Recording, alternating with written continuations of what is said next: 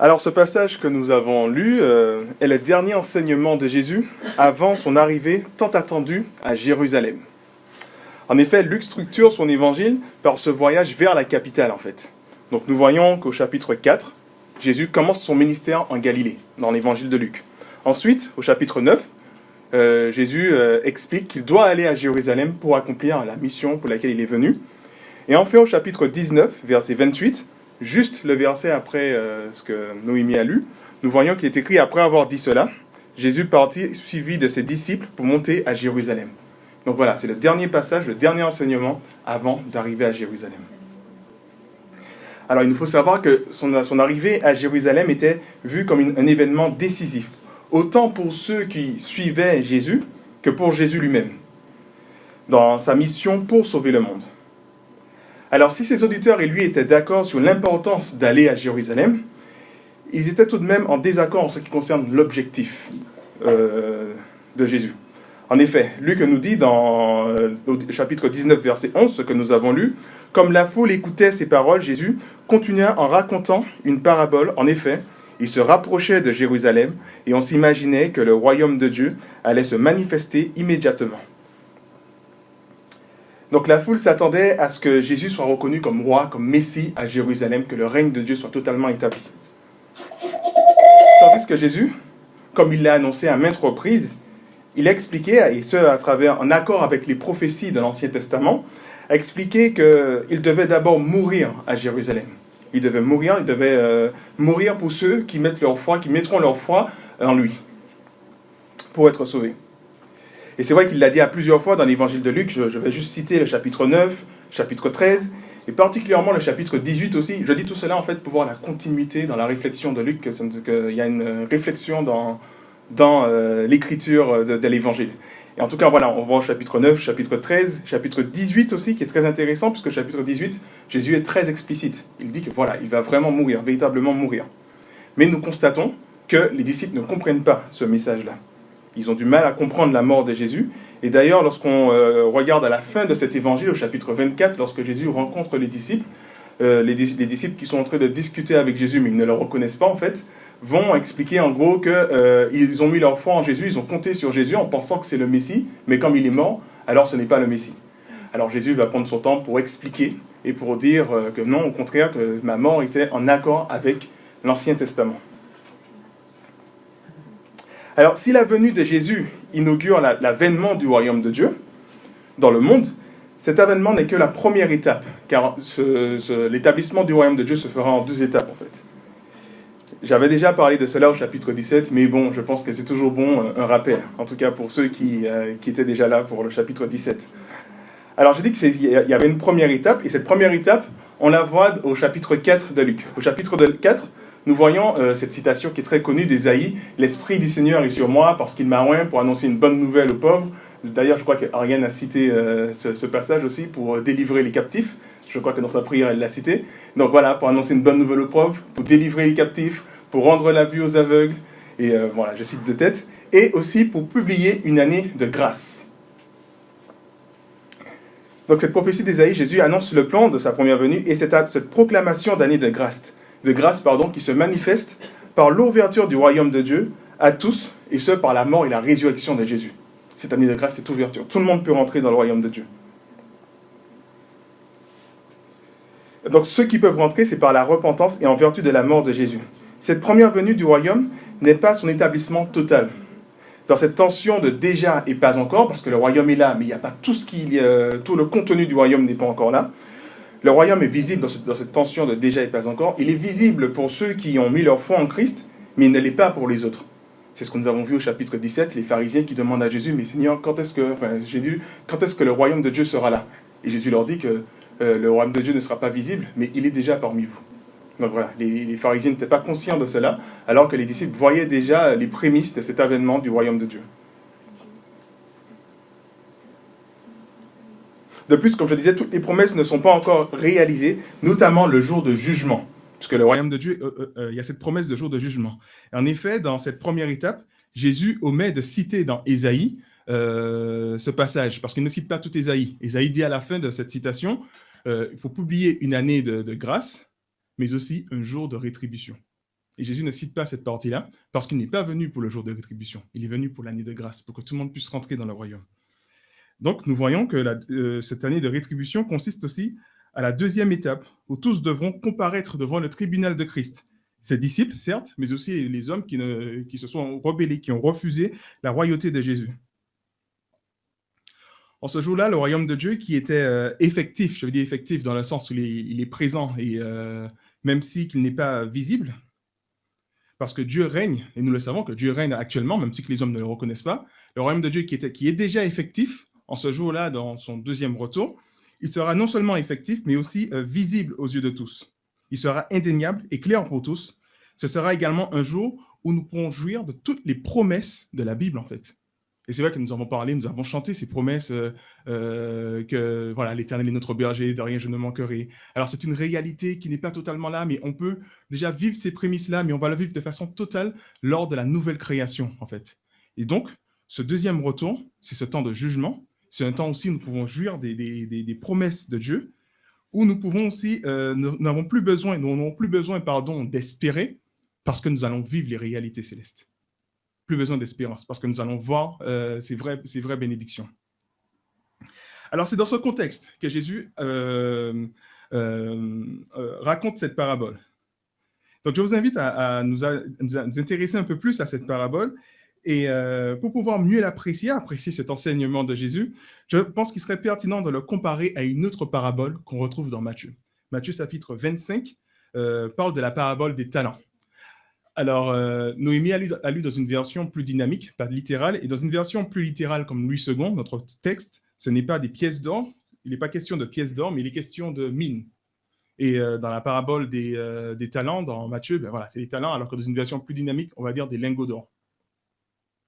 Donc là, c'est notre texte, c'est la parabole des mines, et Matthieu, la parabole des talents. Et ce serait bien de comparer les deux, pour voir un peu l'orientation de Luc. Alors, on ne va pas relire Matthieu, parce que vous avez déjà l'idée en tête, puisque c'est la même structure à peu près que dans Luc, dans la parabole des talents, mais il y a quelques différences. Par exemple, dans Luc, il est question de noble, en fait. Un noble sur le point de devenir roi. On voit un arrière-plan politique dans Luc. On le voit au verset 12 avec la présentation du noble. Au verset 14 aussi, on le voit avec les ennemis du noble qui ne veulent pas qu'il règne sur eux. Donc du coup, ils vont envoyer une délégation pour pouvoir empêcher ce noble de devenir roi. Et puis on le voit aussi au verset 27 où il met à mort tous ses ennemis qui ont refusé sa royauté. Donc ça, c'est dans Luc avec cette orientation, un peu cet arrière-plan politique. Dans Matthieu, il est juste question de maître qui va partir en voyage. Donc, dans les deux cas, ce sont deux maîtres qui partent en voyage, mais là, c'est un noble pour devenir roi. Et dans Matthieu, il part simplement en voyage. On ne dit pas pourquoi. Dans Luc, les serviteurs reçoivent le même montant. À travers cela, ils sont mis à l'épreuve avec la même mission. Effectivement, il y a 10 pièces d'or et chaque serviteur reçoit une pièce d'or. Dans Matthieu, ce sont des talents.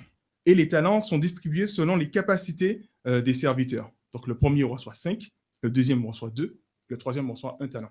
Donc, on voit une différence. Je ne sais pas, vous voyez la différence entre les deux. Et on va essayer de voir ça de plus près pour voir un peu ce qu'on peut apprendre à travers toutes ces choses.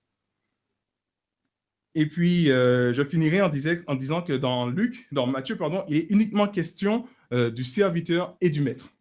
Alors que dans Luc, il y a les serviteurs, il y a le maître, le noble qui va devenir roi, mais il y a aussi les ennemis. Dans Matthieu, il n'y a pas cette idée d'ennemi, donc on revoit encore cette orientation politique. Alors, lorsqu'on voit les différences entre les deux, on peut constater que Luc essaye de relever deux préoccupations dans cet enseignement de Jésus. Premièrement, il rappelle que l'établissement du royaume de Dieu n'est pas pour tout de suite. On le voit au verset 11, lorsqu'il explique cela. Donc, l'établissement du royaume de Dieu n'est pas pour tout de suite. Il y aura un délai entre la première venue de Jésus et sa deuxième venue.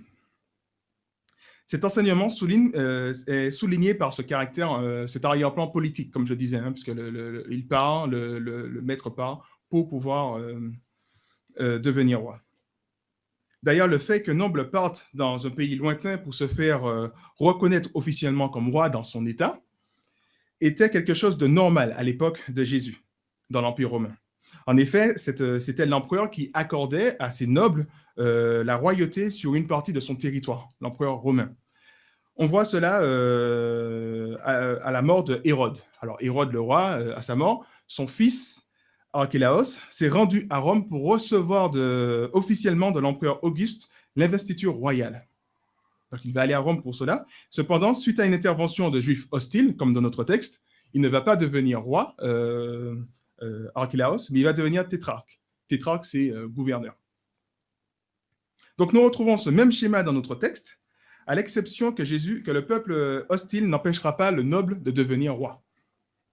Alors là, c'est le premier point que ce texte met en avant. En tout cas, la première préoccupation, c'est cette situation de déjà et de pas encore le roi qui part pour devenir roi et qui va revenir. Ça nous fait penser à Jésus qui est parti et qui va revenir en tant que roi. Donc voilà. Deuxième préoccupation, Jésus souligne l'importance d'une attente active durant ce délai. À cet égard, une mission est confiée aux serviteurs. Faire fructifier les pièces d'or qu'ils ont reçues. Donc, ils n'ont pas le temps de rester oisifs et durant l'absence du maître. Ils n'ont pas le temps aussi d'essayer de calculer quand est-ce que le maître va revenir parce qu'ils sont suffisamment occupés. Ils ont reçu une mission. Et je vous propose aujourd'hui d'étudier cette mission durant ce temps d'attente du roi. Et durant ce temps où le roi est absent, on va étudier cette mission pour voir ce que ça nous dit à nous aujourd'hui. Alors, je vous propose 3 enseignements que nous allons voir. Premièrement, je crois que Jésus nous dit qu'en tant que serviteurs, nous avons tous reçu la même mission. Donc, on va essayer de comprendre cela. Qu'est-ce que ça veut dire, cette même mission que nous avons reçue? Deuxièmement, que nous serons récompensés selon notre fidélité. Et puis, troisièmement, aucune excuse ne sera admise pour celui qui n'accomplira pas la mission. Alors, commençons avec cette mission qui nous est tous confiée. Donc, comme je l'ai dit précédemment, les serviteurs, ils ont reçu le même montant d'argent, 1 pièce d'or par personne. Dans une version littérale, c'est la mine, comme je disais, qui représente à peu près 3 mois de salaire d'ouvrier. Donc, c'est un montant assez important quand même, 3 mois de salaire d'ouvrier. Et ils ont pour mission de faire fructifier cet argent durant l'absence de leur maître. À travers cette histoire, Jésus enseigne à ses auditeurs et aussi à nous, maintenant aujourd'hui, qu'en tant que serviteurs, nous sommes tous appelés à faire fructifier la pièce d'or que nous avons reçue. Mais que représente cette pièce? Alors, pour pouvoir répondre à cette question, il est pertinent de revenir à Matthieu pour pouvoir refaire la comparaison. En effet, dans Matthieu, comme j'ai dit, il est question des talents. Les talents, par contre, c'est un montant beaucoup plus élevé que les mines. Un talent représente à peu près 10 ans de salaire d'un ouvrier. Donc, c'est énorme. Donc, dans une version plus dynamique, on dit un lingot d'or, en fait. Donc, voilà, c'est énorme. Contrairement à Luc, dans Matthieu, les serviteurs ne reçoivent pas le même montant, comme j'ai dit précédemment, puisqu'il y en a un qui reçoit 5, un autre 2, un autre 1 talent. Le texte explique cette différence en disant que cette distribution se fait selon la capacité personnelle de chacun, capacité de chaque serviteur. Il reçoit des talents. À travers ces montants, nous pouvons donc conclure que ces talents peuvent représenter les dons spirituels que Dieu donne à tout chacun selon son bon vouloir. On voit cela par exemple dans 1 Corinthiens 12, chapitre 12, verset 11, où l'apôtre Paul explique que justement que Dieu donne des dons selon son bon vouloir. Et on peut constater que ces talents, qui sont donnés selon les capacités et de façon non égalitaire, représentent des dons que Dieu donne. En effet, nous avons tous reçu nous n'avons pas tous les mêmes dons, et certains peuvent avoir plus de dons que d'autres. Et donc voilà, ça représente un peu cette idée-là de dons que nous recevons pour accomplir une mission.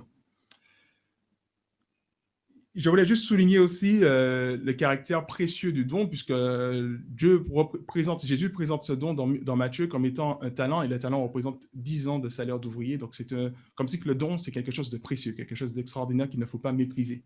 Donc voilà, c'était juste une petite parenthèse par rapport à ça. Alors si on revient à notre texte, les serviteurs sont logés à la même enseigne, ils reçoivent tous la même montant, une pièce d'or. Ainsi, les talents dans Matthieu peuvent représenter, il me semble, une vocation spécifique pour nous, un don propre pour nous, une mission bien spécifique que nous avons reçue. Un don, par exemple, notre prédication, un don de ceci, un don de cela, voilà, ou même une vocation spécifique à l'exemple de l'apôtre Paul, qui était l'apôtre des païens. On peut imaginer que c'est une vocation spécifique dans Matthieu. Tandis que dans Luc, il est plus question d'une vocation générale qui nous incombe tous, en fait. Cette vocation générale consiste globalement à imiter Jésus dans notre façon de vivre. Autrement dit, celui qui veut faire fructifier la pièce d'or qu'il a reçu, c'est celui qui fera tous ses efforts pour ressembler à Jésus en se débarrassant de tout fardeau, de tout péché qui viendrait faire obstacle à cette marche, à cette démarche de vouloir ressembler à Jésus et tout en restant dans cette dynamique de garder les yeux fixés sur le Seigneur. Donc, je dis cela pourquoi? Parce que c'est la même pièce que nous avons reçue et c'est le même commandement, un commandement global pour tous. C'est le fait, je résume comme cela en disant de ressembler à Jésus. Et c'est ce que la Bible nous appelle à faire dans tous les enseignements que nous avons. Donc voilà, là nous avons vu pour l'instant la mission qui nous appelle à ressembler à Jésus, à suivre l'exemple de notre maître, puisque nous sommes ses disciples. Le disciple cherche à ressembler au maître. Deuxièmement, Dieu nous récompensera selon notre fidélité. Donc, premièrement, quelle est notre mission? Maintenant, Dieu nous récompensera selon notre fidélité. Alors, à son retour, le maître, au verset 15 à 19, on voit cela, devenu roi, convoque ses serviteurs et pour savoir ce qu'ils ont fait de l'argent qui leur a été confié. Le premier a été très productif, puisqu'il a eu un bénéfice de 1000%, étant donné qu'il est passé d'une pièce d'or à 10 pièces. Le roi, après avoir félicité le serviteur, le récompense en lui confiant le gouvernement, la gouvernance de 10 villes. De même, le second serviteur a été très fructueux dans les affaires avec des bénéfices de 500%. Il est passé d'une pièce à 5 pièces. Le roi lui donne alors l'autorité sur 5 villes.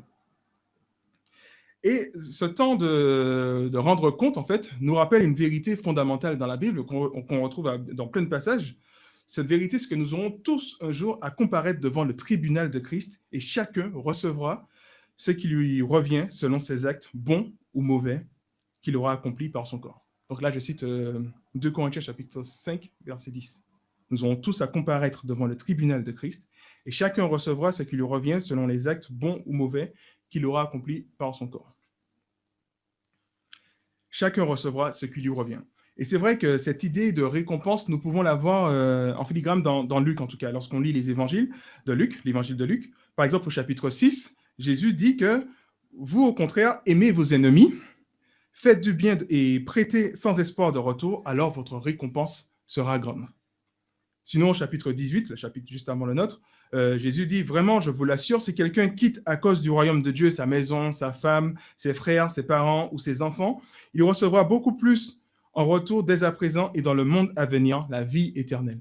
Donc on voit quand même cette idée de récompense, en fait, dans les enseignements de Jésus, et on peut le voir aussi d'une manière un peu plus sous-entendue dans tout ce qui concerne l'argent, en fait, hein, quand Jésus nous invite dans l'évangile de Luc à nous débarrasser des richesses de ce monde pour acquérir des richesses célestes. Donc il y a cette idée quand même où il y a cette récompense pour celui qui se détache des choses de ce monde pour s'attacher à Dieu, et il recevra des richesses célestes.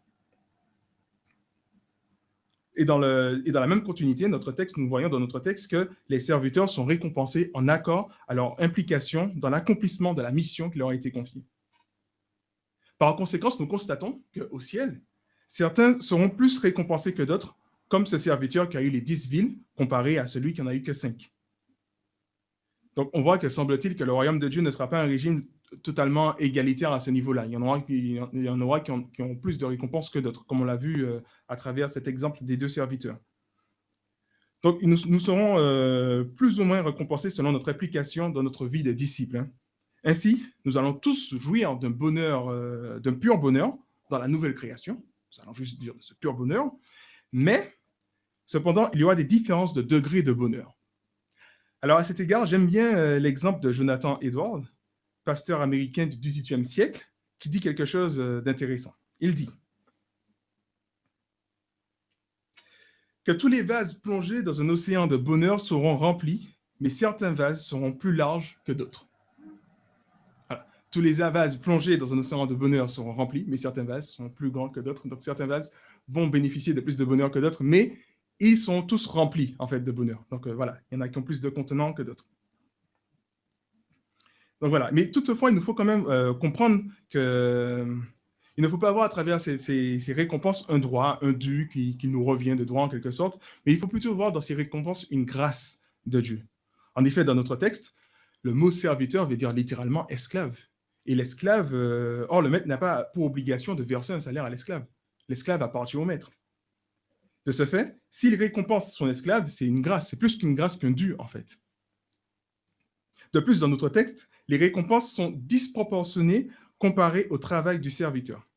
Si on prend le premier serviteur, on a vu qu'il a reçu 10 pièces d'or, qui représentent environ 30 mois de salaire, ce qui fait en année 30 mois de salaire, ça fait en année presque 3 ans, 2 ans et 6 mois. 2 ans et 6 mois. Vous conviendrez bien que tous avec moi que cette somme gagnée, en fait, n'est clairement pas suffisante pour acheter une ville, en fait. 2 ans et 6 mois de salaire d'ouvrier, c'est pas suffisant pour acheter une ville. Or, le maître lui offre la gouvernance de 10 villes. Donc, on voit vraiment cet aspect disproportionné entre le travail du serviteur et la récompense de grâce que le maître lui offre. Donc, comme je dis, disproportionné comparé au travail du serviteur, cela souligne davantage la grâce de Dieu et la récompense dépasse largement le travail accompli. Cet aspect se voit également au verset 26, où je vais le relire. Eh bien, je vous le déclare, à celui qui a, on donnera encore, mais celui qui n'a pas, on ôtera même ce qu'il a. Donc voilà, celui qui a, on lui donnera encore, c'est-à-dire que la récompense encore sera encore plus large en quelque sorte. Hein. Tu auras encore plus que ce que tu penses avoir, en fait, dans ce sens-là. Si je reformule ce que Jésus dit. Ainsi, même les récompenses que nous aurons au ciel seront pour plus dues à la grâce de Dieu qu'un dû, en fait. Voilà. Donc là, nous avons vu justement que Dieu récompense le fidèle serviteur. Et enfin, troisièmement, nous n'avons aucune excuse pour ne pas accomplir la mission que Dieu nous a confiée. Alors, si dans notre texte, les 2 premiers serviteurs ont été fidèles dans leurs tâches, le troisième s'illustre par sa paresse. Pour expliquer cette inactivité, il s'excuse en disant qu'il sait que son maître est dur, exigeant, voire même injuste, en fait. Hein. Je vous relis.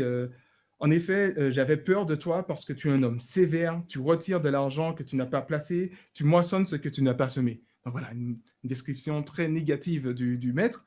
Et voilà, parce qu'il est dur, sévère et injuste, c'est pour cela qu'il n'a pas osé utiliser cette pièce d'or de peur de la perdre, en fait. Voilà, parce que son maître est dur.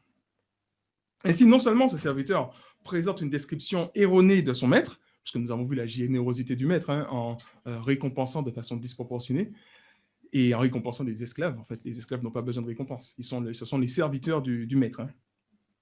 Donc, nous avons vu que, voilà, que cette description est erronée, la description de son maître, mais pire encore, il l'accuse indirectement, car semble-t-il, c'est à cause de la sévérité du maître qu'il n'a rien fait, le serviteur.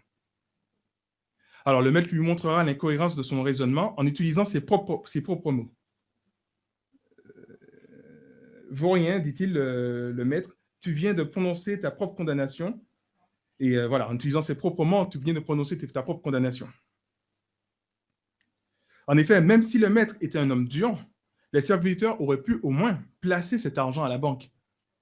Ce qui aurait été bien mieux que de ne rien faire, puisque le maître lui dit que voilà, tu aurais placé cet argent à la banque et en fait, j'aurais pu en tirer quelque chose. Donc, non seulement ton excuse ne tient pas, mais en plus, tu es doublement coupable parce que tu avais vraiment cette possibilité de pouvoir faire quelque chose avec l'argent et sans prendre trop de risques. En fait, à travers l'exemple du troisième serviteur, Jésus nous montre qu'il n'y aura aucune excuse pour le disciple qui n'aura pas accompli sa mission, c'est-à-dire cette vocation générale qui nous incombe tous, c'est-à-dire en tant que croyants, comme je l'ai dit précédemment, le fait de suivre l'exemple de Christ, de grandir dans notre sanctification, de grandir dans notre vie spirituelle, de devenir mature spirituellement, dans ce fait de ressembler à Christ. Ce montant donné au serviteur représente tout ce dont le chrétien a besoin pour pouvoir accomplir cette mission. De la même manière que les serviteurs avaient besoin de la pièce d'or pour accomplir leur mission, le montant que nous avons reçu représente tout ce dont nous avons besoin pour accomplir notre mission de ressembler à Christ. En effet, Dieu nous a donné sa parole, la Bible. Dieu nous a donné son esprit aussi qui vit en nous. Dieu nous a donné aussi son Église, en fait. Et à travers la parole, la Bible et son Église, nous avons les moyens nécessaires pour pouvoir grandir dans notre sanctification. Donc nous avons tout ce qu'il nous faut pour pouvoir avancer avec le Seigneur. Tout ce qu'il nous faut pour nous investir dans la mission que notre maître nous a confiée. Et l'exemple de la banque est là pour souligner que, que même si, en ce qui concerne les serviteurs, même s'ils ne se sentaient pas à la hauteur de la tâche, ils pouvaient déposer l'argent à la banque et c'est une façon sûre de ne pas perdre cet argent. Et donc, de ce fait, les serviteurs, il aurait pu, comme je dis, déposer cet argent à la banque. Et à travers cela, Jésus insiste sur le fait qu'il n'y a pas d'excuse. La banque est là pour montrer en fait qu'on ne peut pas se rater. Celui qui se lance, en fait, celui qui veut vraiment avancer avec le Seigneur et grandir, accomplir cette mission, ne peut se rater. Et l'exemple de la banque est là pour exprimer cette idée. Alors, en conclusion, par rapport à tout ce que nous avons vu, je rappelle les grandes lignes. C'est que, premièrement, Jésus nous rappelle que nous avons tous reçu cette mission de grandir en tant que disciples. C'est une mission très importante de ne pas mépriser cette mission. Ce n'est pas un temps passif dans ce temps d'attente où Jésus est censé revenir. Ce n'est pas un temps de passivité où on attend et puis voilà, de oisiveté, mais au contraire, c'est un temps actif. Et Jésus nous dit, heureux ces serviteurs que le maître, en arrivant, trouvera en train de veiller. Alors, heureux serez-vous lorsque le maître reviendra et vous trouvera en train d'accomplir cette mission. Deuxièmement, nous aurons tous à rendre des comptes à Jésus, à son retour, par rapport à la gestion des pièces d'or qu'il nous a confiées. Et à celui qui a été fidèle, Jésus le récompensera largement. Autrement dit, Dieu prend en compte nos efforts, même les efforts que personne ne voit. Dieu prend en compte et il saura nous récompenser. Il n'oublie pas cela. Voilà un encouragement pour nous à redoubler d'efforts. Et puis troisièmement, comme nous l'avons vu, c'est qu'il n'y aura aucune excuse pour personne. Aucune excuse pour ceux qui ont manifesté de la paresse spirituelle, voire de la négligence en disant ouais, voilà, j'ai une vocation, mais bon, bref. En n'utilisant pas les moyens que Dieu nous offre. Dieu nous offre tous les moyens nécessaires pour pouvoir grandir. Plus d'excuses pour nous. Et ces moyens pour pouvoir mener à bien notre mission. En réalité, celui qui veut être fidèle dans la mission donnée ne peut échouer, parce qu'il a tout ce qu'il faut pour réussir cette mission.